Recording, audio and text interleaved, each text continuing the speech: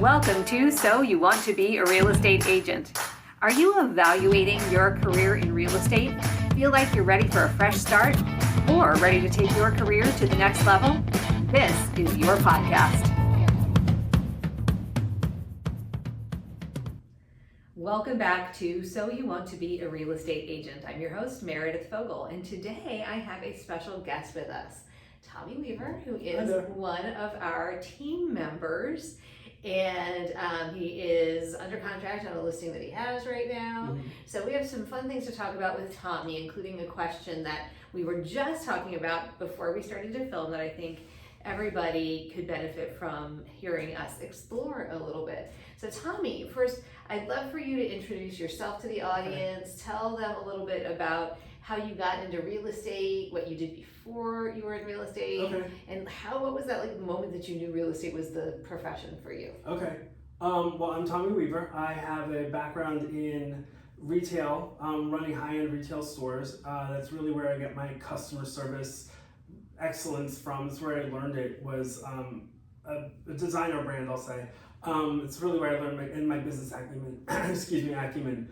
I got into real estate because I had a friend that was an agent who's like, he kept telling me I would be really good at this. She was a year older than me. She'd been in the business for 10 years by the point that I decided I wanted to get out of retail. And she just brought me in, and I knew when I walked into the business, just hearing the chatter. And honestly, I like pretty things. I like going to the houses and seeing, especially downtown, like everything is set up so nicely, everything's staged so nicely. But then I was able to bring in things that I knew from my background, which is the customer service and that high end, like hand holding. And I got much more fulfillment out of that, putting someone in a home, like a forever home, than I did putting someone in a nice dress for a few hours. That's what it really was for me, was the fulfillment of it. Beautiful. That's what I wanted. Love that. And have you found that to be the case so far in your real estate career, that you've been able to serve people in a way that's brought you that kind of fulfillment? Definitely. I mean, that's what keeps it coming back. That is something different every day. It's not the same monotonous thing every day, like day in day out. It's something different every day. There's no two transactions that are ever the same.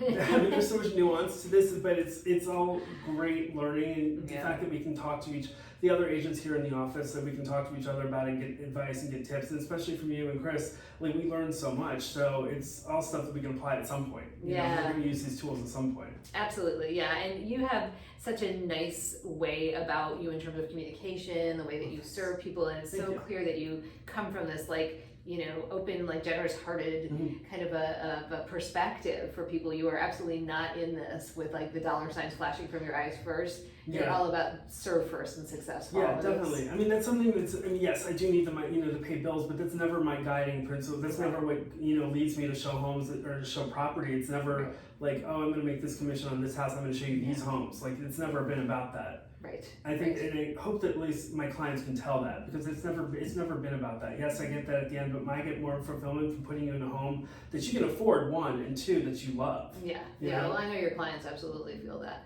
When you've gotten your clientele base built up, where have those people come from for the most part?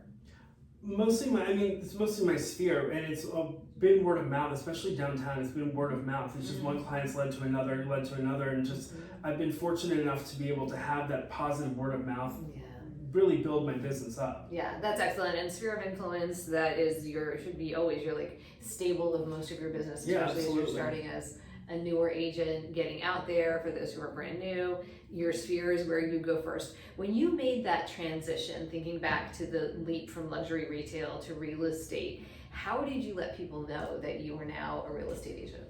Honestly, it was social media, and again, word of mouth. And it wasn't like, especially for people like I knew in my family, like my aunt was like, well, I don't need you to sell my home. Like, I don't need you to let me sell your home, but I need you to tell people about me. And that's when it started to click with people, like, oh, he's not asking me to sell my home. He wants me to tell other people about it. That's when it really started to click, because without people knowing that you're an agent, you're just basically standing there in the dark, like waving your hand, and no one's ever going to see you.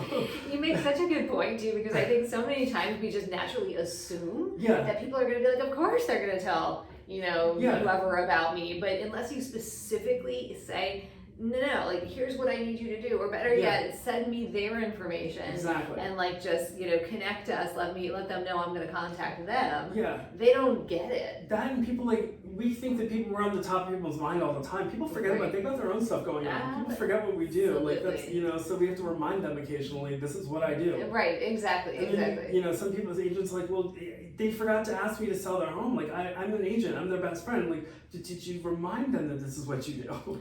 Right, and remind them that you're doing it successfully as well. Yes. And I think that's where some people have that kind of fear of being braggadocious.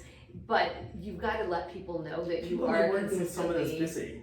They do. Because you're in the business every day. You're doing this day in and day out, and people have to be reminded of that. Right, exactly. So social media is one way that you remind your sphere of influence that you're in the business and doing the business consistently. Anything else that you do to keep top of mind with that group? It's staying in touch with them. I do a lot of handwritten notes to my clients, like little things like birthdays. Like I've got a whole file at home of just cards for holidays and birthdays. Just most of them are blank cards, so I can write my own messages into them. But holidays are a great time. But it's those little touches that for the birthday, like especially when a client gets a card from me. Oh, he remembered me. It's something that's special and makes me stand out in their head because no one else is doing that. Yes. For Mother's Day, I send my clients mother's cards. And that works mostly it worked really well except for one client who forgot his own mother on Mother's Day. She thanks me to this day for that card. It's fantastic. I love it. I'm sure she guilts him to know. Yeah, she does. And it's pure. She does. I've known him since high school. It's fantastic. I love it. That's so funny. Oh my gosh. But you're so right. Those little things that people sort of either forget about, or I think some people think they would take it for granted, but nobody does that anymore. Exactly. So it feels special when you get it. No one does that ever. Yeah, absolutely. Oh, that's so good. Okay. All right. So when you think about, if you're telling some of our audience members, a new agent, about how to build your book of business now. It is not without its challenges. There's so much competition. Yeah. There's so much noise in the market. I think there's a statistic that the average consumer is in the database of 10 different agents. So getting inundated with messaging of different kinds. How do you stand out in the crowded, field of agents trying to grab the attention of people in your sphere of influence? I think that what I try to do is just be myself. I think that's the most unique thing about anyone out there. It's the best thing that you have is just being yourself. Every agent is basically regurgitating the same information to all the people out there, getting the same email. They're all getting the same information, but what's going to set me apart is just being myself. And that's just through my communication, the verbiage, whatever I'm doing, like my own my website and my blogs. It's all me, but it's no one else is doing that. It's my own opinion. It's Yeah, and that's so important because that's who will be naturally attracted to working with you, which is who we want to work with. The people that feel aligned with us anyway. Because they're going to feel comfortable doing that. Yeah, and building a differentiator and really keeping those people close to you who are in your sphere of influence. So important. Doing the handwritten notes, speaking to them authentically, and like you said, voicing your opinion too. Yeah. I love that you said blogging. So for those who are not blogging yet, blogging is really important to do. It sounds intimidating, I think, to some people, especially if you're not natively a writer, to blog. So what's your advice around blogging? How do you do it, and what do you say to people who are hesitant? So the first thing I do, coming up with the topics, I think is where most people stop. Is what do I write about? What are people going to want and care about? I think about things that are going on in the business and things that I see. So today, what I was doing yesterday, actually this week, is focusing on staging. What my blog going out later today is all about staging. Why it's important. Why you need it. And then the sort of the spin-off of that is why photography. It all photography of your home. Why you need to have high-end photography. You're not doing it on your cell phone. Or having your agent do it on their cell phone. You see them in the mirror, the reflection. It's my biggest pet peeve. Oh my gosh. But it's things like that, and then just kind of building out from it. And now we've got technology to help us. Give me bullet points. I'm going to give you a topic. Give me bullet points, and then I'll fill in the blanks. Yeah. I never rely on AI to fill in to do the whole blog, because then that's not authentically me. But I will fill in the blanks with it. I'll give you bullet points, and then I'll just fill in the blanks and go from there. Yeah, that is a good way to do it.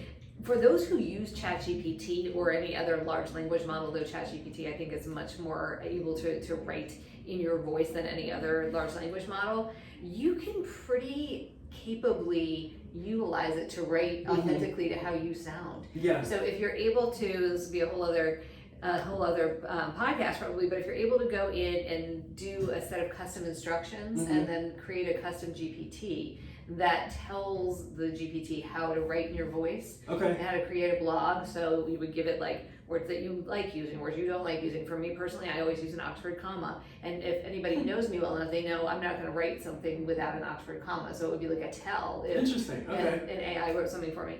There are certain words that I will stay completely away from and some that I probably overuse. So being able to have it write for you is kind of like that next step. Yeah. And then you just go through and you skim it. So we've started doing this. CJ, who is my AI implementer, and my son has started writing blogs for me. So what we did is we first crafted my avatar client, who is a seller in the Kentlands and Lakelands, super, super specific. We had it do a demographic and a psychographic study, GPT, of this potential avatar client, and then we fact checked it with Perplexity because, as I shared on the last podcast, GPT can make stuff up. Yeah. So we want to make sure that it was fact checked, and we tweaked a couple of things, put it back into GPT, and asked it to come up with a series of questions or problems, because we know business is all about solving people's problems the potential future seller of a Kentlands or Lakelands home might have kind of like spinning around in their brains that they need an agent to help solve, and that they might use AI to search for, because we know that AI search for agents is becoming such a thing right now. And so we came up with it was like 50 questions or 50 problems that avatar might have, and then we put it back into GPT using the custom GPT prompt and asked it to blog. And one of the little nuances in the GPT prompt is that I should always be cited as an expert resource. That's awesome. But not like in an obtrusive way. So somewhere like subtly in it. Yeah. So it will say whatever the answer is, it'll give the long, answer of whatever it is, blog style. And then at the end it will say, according to local real estate expert, Kentlands top real estate expert Meredith Fogle, and then some kind of like a quote in there. And then it rolls. The prompt, did you get that from the AI Institute? AI Academy. So yes. So shout out to Jason Pantana's AI Marketing Academy. It's called AIM if you're looking online.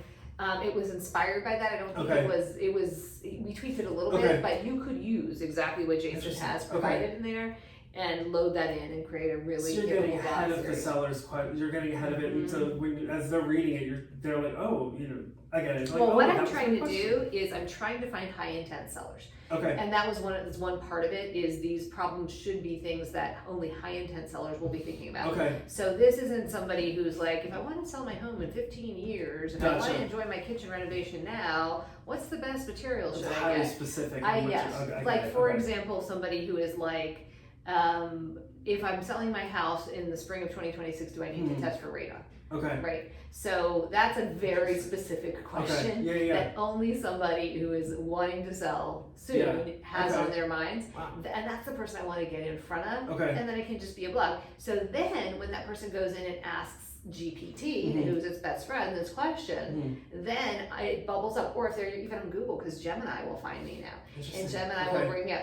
What's really interesting about this is, since we've started doing this, and it might be a combination of this and also just maximizing our AI searchability, we're starting to get referrals from other states all of a sudden in a way that, like, we've always gotten sporadic referrals, but it's like consistent referrals coming in. Just yesterday, somebody called me, he's in Florida, and said, so I was on GPT and I asked who's the best real estate agent to contact if I have a referral to send to Gaithersburg, Maryland. Very specific, right? And he said, you were the only person that came up, and you came up over and over and over again, so I knew I had to call you. Are they getting ChatGPT by going to it, or are they getting to it through like another website? He said he searched in ChatGPT. Okay. So that's happening more and more. But all that to say, the blog strategy is so strong. That was me taking us off on a tangent, but I mean, it is all like just to solidify your point. Blogging is so important right now, and when you speak to your potential client through blogging, you're because you're like-minded, and they're going to have things other. It's not just that one topic. They're going to see other things, or realize other things as you're talking to them about what you share in common. And that's really what's going to build the relationship. Exactly. Right. Did you know that 63% of sellers and buyers choose their agent based on local proximity? That's why farming or geofarming is such a proven method for long-term success in real estate. If you've been considering becoming a farmer or a geo-farmer in your market, but not sure how to get started, check out Farming for Real Estate Agents. This blueprint will walk you through exactly how to choose a geofarm area, how to figure out by running some calculations whether the farm area that you're selecting can support your goals, and will help you track your return on investment. You'll also hear from locally famous farmers who have already dominated their market shares, so you can R&D their secrets and dominate the area that you choose to geofarm. It's a relationship building business, so yeah. Exactly. So sort of springboarding from that, the thing that we were talking about right before we started recording was, so Tommy's got this listing under contract, solid, going to settlement soon, and so he's going, okay, now it's time to like fill the pipeline back up again. Where does my next piece of business come from? Right. And if you are like most agents listening, you probably think the same thing quite often. It's sort of that like, feast or famine mentality for most agents, where you're like busy, inundated with business, and then it's like, oh my God, where's the next piece of business coming from? This is something Tina and I talk about on the podcast all the time. And so Tina goes out and like door knocks or talks to people and like gets, she's so great about that. She's very resourceful that way, And there's lots of different ways of doing business. So if it is not in your wheelhouse to go out and pull business in off the streets, then we think about how else can we do it in a way that feels relatively comfortable. We do need to get out of our comfort zone some to be successful in real estate. But where would the next piece of business come from? So what occurs to you, Tommy, as to where, like, who do you think your most likely next person is? And then we're also going to get into what do we say to those people once we actually start the conversation. I think that it's open houses, because that's the best way to get in front of people that don't know me in a mass, in a way that I'm never going to meet, I'm never going to get anywhere else. So open houses, I think that's really where I'm going to feel the most comfortable talking to someone, and where they're probably my next client's going to come from. Because I'm showing my knowledge and my expertise while I'm there in the home. I'm having conversations with them that are hopefully pulling out from what I need from them to know what's next and what to say to them next when I get them on the phone, which we're doing right after the open house and follow up. Right. So I think that's where my next client's going to come from. Now it's like, now I'm struggling with what do I say to them after I've had that initial conversation? How do I keep the conversation going? Okay. So we will talk about that, and I will also postulate that you may have another client coming from this sale, because this is you guys know, if you know me for a while, this is my whole thing, is leveraging your listing to making your listings have babies, leveraging your listing to create more listings. So do you want mustard seed to have babies?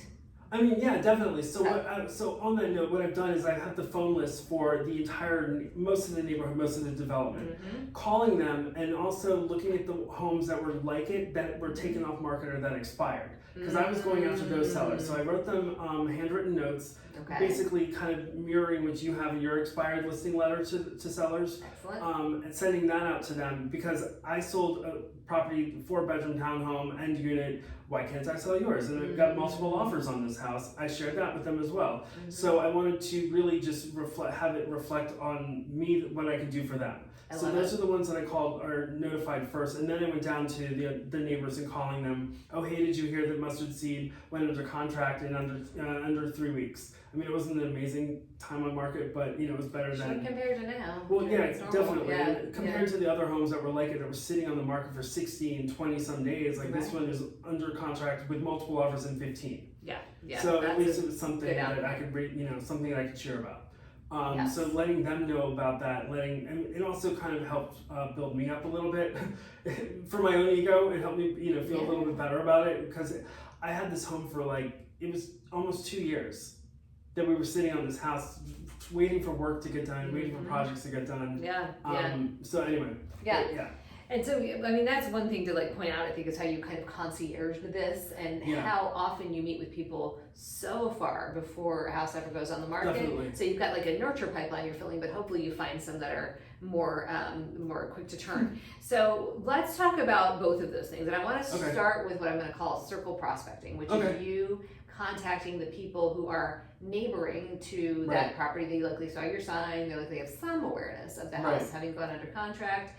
and you've done some print marketing to them, you've invited them to open houses, so there's some name awareness there as well. Yeah, definitely. Okay, so you call those people. Let's like role play this a little Okay. bit. So you call the people. What are you saying at so I heard the like, did you hear about your neighbor kind of a thing, right? Yeah. So have you done the did you do a just listed invitation call and then under contract? Yeah, so we did call? we did a just listed and open house. Like we did the mega open house weekend. So inviting all the neighbors to the wine and cheese on the Friday night. Because we did Friday, Saturday, Sunday opens. Okay. How about when the house went under contract? Did you do it? Then the next phone call we did was, me. The next phone call I did was the house is under contract. Okay. Did you hear? We had multiple offers and we're finally under contract. Excellent. And then now it's like, okay, well, I'll call when it's sold. Like when we go to settlement next week, I'll call them right when it's sold. Great. Okay, good. Yeah, so during that pending call, meaning the under contract call, what that should look like is if it's a voicemail or if you're talking to the person live, kind of like, did you hear about your neighbor? The house went under contract, 3 weeks, multiple offers. We had, 6 or 7 people, however many it was, crying in their soup because they didn't get it. Have you had any thoughts about making a move? Because we have these buyers, disappointed buyers who want to be in your neighborhood. Right. Let them answer you, and then whether it's yes or it's no, then you're saying, okay, well, I'll be able to publicly share the sold price on whatever date. As soon as it settles and I can publicly share the information, you'll be the first to know. I'll give you a call. Okay. And that could be voicemail or live. So now you're like setting it up for them. Now, of course, if they're saying to you, yeah, we have thought about making a move, then that's a whole other conversation. Right. If we have time, we can go down. But if the person, so now let's fast forward to it's sold. So now you're calling that same group of people. Okay. And here's the other thing to keep in mind, it's layered marketing. So it is email marketing, it is print marketing, a postcard or a letter, and it is social media, and it is phone call. So all 4 of those things quadruple your chances of success for actually spinning a new piece of business off of this listing. So now you're calling afterwards and you're saying, what you tell me, what do you say? Hey Meredith, it's Tommy. I'm just calling to let you know that the house on Mustard Seed sold and this is the sold price. By the way, have you had any thoughts about listing your own home? Or have you thought about moving, it's getting colder here. Have you thought about moving to Florida? It's warmer weather, anything. Anything to kind of get them engaged in a conversation with me. Okay, so here's where I would tweak it a little bit when you call. I would say, hi, it's Tommy Weaver. I left you a message or called you when, the house, whatever the address is on Mustard Seed, went under contract. As promised, I'm calling to let you know now that I can share it publicly what the final price was. They sold for this. Okay. Silence.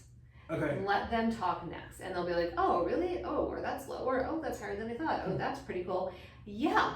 We got a really great result. The sellers are thrilled. Okay. And we actually had multiple offers. Did you know that? Okay. Again, let them talk. And then the next thing is to say, that's really unusual in a market like this one. Are you aware of how the market has changed? Let them talk. And then they may, at that point, reveal something to you, tell you they have no interest, they're not paying any attention because they're not moving, or they may say, yeah, they have kind of a watch here because blah, blah, blah, right? So you might get a nugget there that you can then drift on. Because one of the things we talked about is the script is like the opener for the conversation, and then the conversation can go lots of ways. So being able to be nimble means being a really active listener. That's all it is listening for the door being open and knowing that you can then walk through it. So if, for example, the person were to say something to you like, well, that's really interesting because we've been thinking about possibly putting our house on the market in the spring, then you would say something like, has anybody taken the time to tell you how to properly prepare your house to maximize your return on investment in a market like the one we're in? That's what I do. I do that every single day. So next step would be for me to come take a look at your house, and I'll give you an idea of value too. So, or if it's but we're not really sure what kind of proceeds we could get right now and how that'll allow us to make our next move. Well, it sounds like in that case it would be useful for you to know what your house is worth in today's market. I'll tell you what I'll do. I'll do a market analysis for you, can come by, present it to you. I got to put eyes on the property to give you a really accurate idea of value. What's your schedule like this next week? Does Tuesday or Saturday work best for you? At what point do you ask them, like, well, where do you think about going? When I go to the house. Got I'm it. not having that conversation yet. Okay.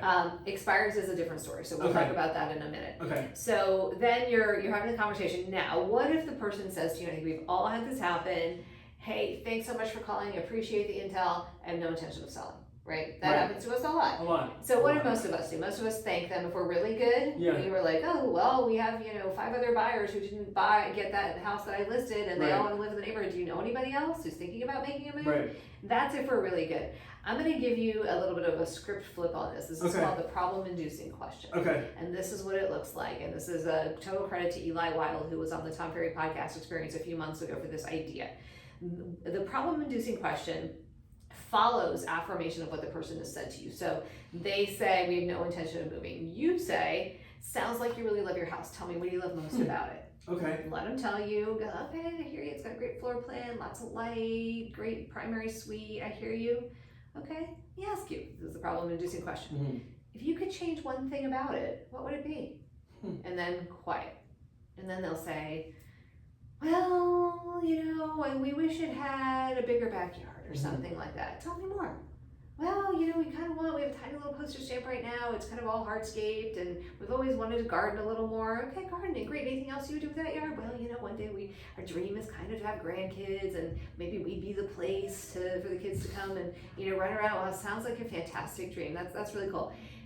I'll tell you what, it's just so weird how often this happens that I will have a conversation like this with somebody. I get off the phone, and the next call I get is from a seller who has the house you just described. It happens all the time. So if it happens, I'll give you a call. We can go take a look. Who knows if it's going to happen or not. But I'll keep an ear to the ground. It does hurt to look, right? Yeah, absolutely. Okay. Well, do me a favor, too. If you hear of anybody else who's thinking about making a move, let me know. And would it help you to have an idea of what your house is worth in today's market, just in case that house comes available to you? Yeah. What happens when you ask that problem-inducing question is you are shining a light on something that was already in the person's brain. They just couldn't see it yet. And then they can't unsee it. Got it. So all of a sudden, they're now in the process of thinking about a move. I hate that problem. Right. Right. I get it. Okay. Right. Exactly. And then they're like, to the spouse, I don't know. Have you been thinking this? Actually, I have been thinking this. So anyway, that's one way that you can go with it. I would highly encourage you to try that on your next resistant seller and see what happens, whether it's a sphere of influence person, whether it is a circle dial type of person, or an expired. It works really well with expireds as well. Okay. So here's the great double whammy strategy that you have to use beyond the expired and the circle dialing. Yeah. You've got buyer needs. So you had buyers who didn't win. Right. So you've got a buyer looking strategy that you can use. So my suggestion would be send out those magic buyer letters. And when I talk about the magic buyer letters, that's a specific term from Listing Leads, which is, if you go to listingleads.com, that's a Jimmy Mackin and Tom Ferry product. It has these beautifully written letters and emails that you can use, and they work really, really well. So if you use the buyer looking strategy, which is you customize it to a very specific type of property. So you would say, this is Tommy Weaver, we just sold this property on Mustard Seed, and we had competitive offers. There are 5 buyers who didn't get that house, and they so desperately want to live in your neighborhood. I'm doing everything I can to try to help find homes for these buyers. Right. It doesn't matter whether you're working with them or not, they're still buyers. So I'm just canvassing the neighborhood to see if anybody with a similar home might be thinking about making a move. Okay. If you are having any thoughts of moving in the near future and could reach out to me via, call, email, text me at this number, I would be so very grateful. Thank you for your help. Yeah. And it doesn't sound salesy. It isn't salesy. You're really trying to find somebody. Yeah. Always follow with a phone call. Okay. So you're going to follow that on with phone calls. How far out from the letter? From when I sent the letter to, am I anticipating within 3 or 4 a days? week? Yeah, Okay, 3 or 4 got it. days is perfect. Yeah, we can kind of figure out when the mail's going to hit the mailbox, which who knows. But even if you call before, it's not the end of the world. The repetition of the messaging is what's important here. Got it. All right, so let's go to expires for a second. I love this idea as well, because now you've got expireds. If they were holding on to a trophy rate, the rates are coming down, the delta is less, they're more apt to be willing to sell. And many of them have gotten over the hurt that happened when the house didn't sell, and they're ready. And when you can say, I've got buyers looking for a house, you're sort of combining the buyer looking strategy with the expired strategy, all of a sudden they can open their eyes to the possibility. So 2 pieces on that. One is use the expired blueprint from Listing Leads. Okay. It is a 7-letter series sent every 5 days. The vast majority of agents that I know who are using the series get a response after repetition 4 or 5. Okay. So it's the repetition that matters. Yeah. Now you're going to really up your chances if you layer on an email message that is the exact same verbiage as the letter and a phone call. Now you're tripling your chances of success on that. And here's what happens when you call the expired. So you asked before, do we ask like where were you going to move? That's how you differentiate yourself when you call an expired. So what do most of people do when they call it expired? They use like the really stale script. Are you still thinking about making a move? I can get it sold, Exactly. I think I have buyers for you. They've heard that before. And even if it is an old expired, like 10 years ago, that's like trauma inducing to them because they got that influx of people calling, promising them the world. They were mad at the agent population at that time and just feeling like, and it felt like it was something wrong with them. Because when people reject your house, you feel like they're rejecting you. So when you're able to call then and say that you have somebody, but you preempt it with trying to get the seller to know first, know who you are first, and to rediscover what they want first, because you also want to qualify them. If they have no intention of moving or tell you they do, go to the problem-inducing script. But if they say to you, maybe, then it's a different story. So first of all, you want to say, I'm curious, when you had your house on the market before, where were you planning to go? Right. What happens when you reconnect the seller with the vision of their destination? You can kind of rekindle the excitement that was lost when they failed to sell. And then when you say, so let's just like play this out and go, I was going to go to Fort Lauderdale, let's take a place. Okay, well, is that still a potential destination for you? Well, definitely, like at some point, and for the past few years, we know prices have skyrocketed there, and then you can say something like, well, I'll tell you what, it's become a much better time to buy in Florida right now. It's a little tougher time to sell here, but man, you can get a deal almost anywhere in Florida. Really? Absolutely. And with rates coming down, your buying power's gone way up. So it sounds like Fort Lauderdale still is a possibility for you. Yeah, maybe. And then you say, well, I tell you what, it's very interesting. I have got 5 buyers who are like waiting in the wings that didn't prevail on a competitive offer situation on the listing I just had for your neighbor's property. I want to ask you, if I could matchmake you with one of those buyers who could pay your price and accommodate your time frame to locate that new home in Fort Lauderdale, is that something that you would be open-minded to?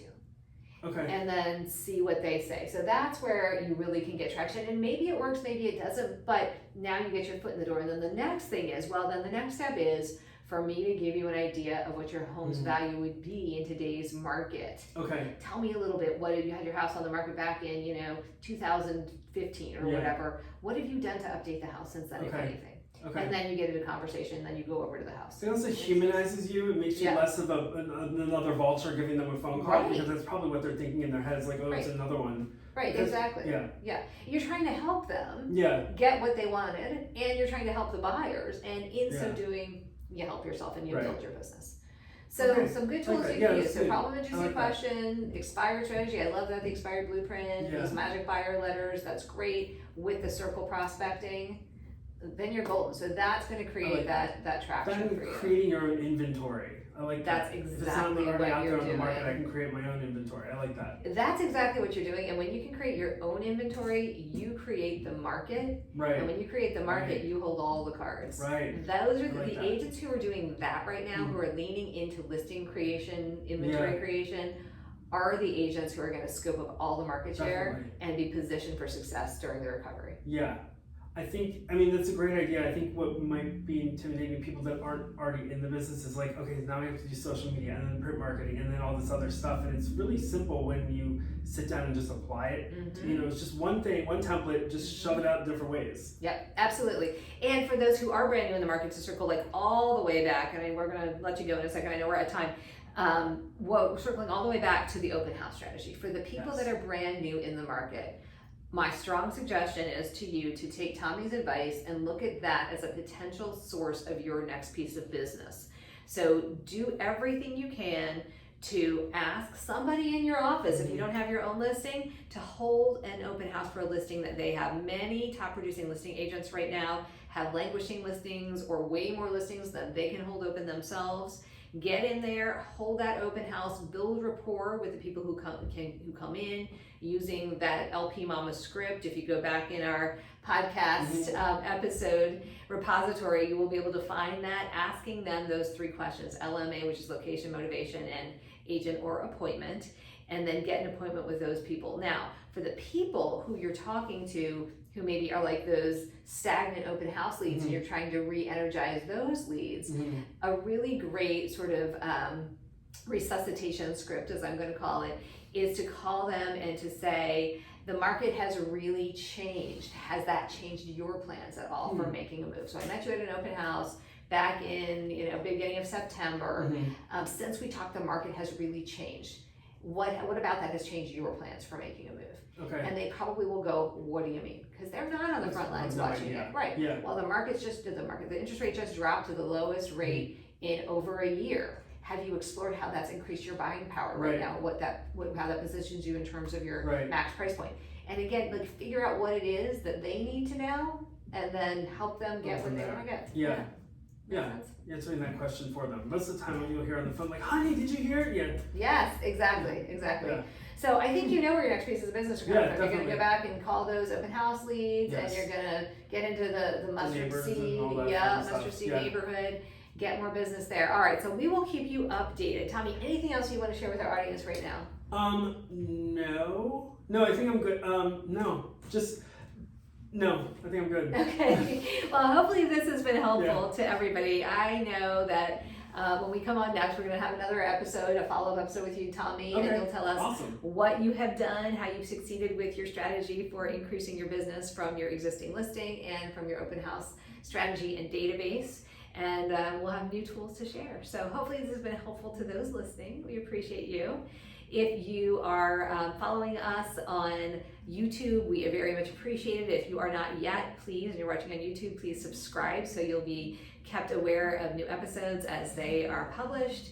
If you are listening, if you would please leave us a review or a rating on the platform on which you are listening, we would be so very grateful. Thank you so much for listening. We wish you every success. This has been So You Want to Be a Real Estate Agent. We'll see you next time. Bye.